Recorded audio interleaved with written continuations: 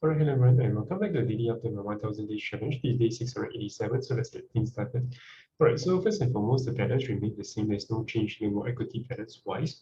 So as today is a weekly closing itself, so doing a very quick run through itself, we do see that S&P 500 has a very nice weekly drop itself. Bear in mind, we did hit the 200 exponential moving average on a weekly chart, so potential for a strong bounce is definitely there.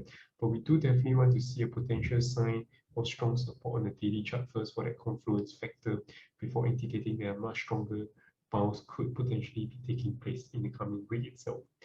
And then similarly for Nasdaq, even though we did break the 200 exponential moving average on the weekly chart, we could definitely much find support on the 200-day simple moving, 200 period simple moving average on the weekly chart itself. So that could potentially mark a decent reversal as well. And if you look at China equity, on the other hand, it perhaps is showing a very good sign of reversal, especially if you look at Asia with on the weekly chart. We did break the 200 simple moving average on the weekly chart, which is the very first sign that we could mark a reversal trend pattern as well. So on the other hand, for KWEB, we did also barely close right above the 200 exponential moving average on the weekly chart, which is also a very first sign that this is the second week that we break and stay above it. So we could mark a potential reversal or drive in terms of trend in the coming week to go. And then if we do break the previous week high itself, that could very much give that added confirmation that we do need in that particular perspective. Independently for Bitcoin, we did actually are currently below the 200 simple moving average on the weekly chart, which historically has been a very good region of support.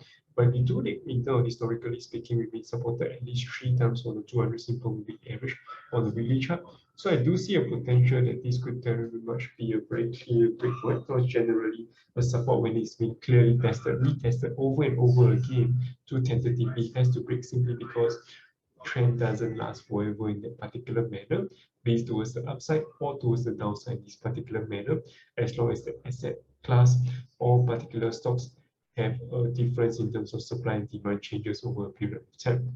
All right, so definitely with this very strong conviction break, I do see in terms of short-term price action for Bitcoin want to go slightly more towards the bearish side, whereby we could retest the low of the 10K region itself, or perhaps even breaking below the 10K mark.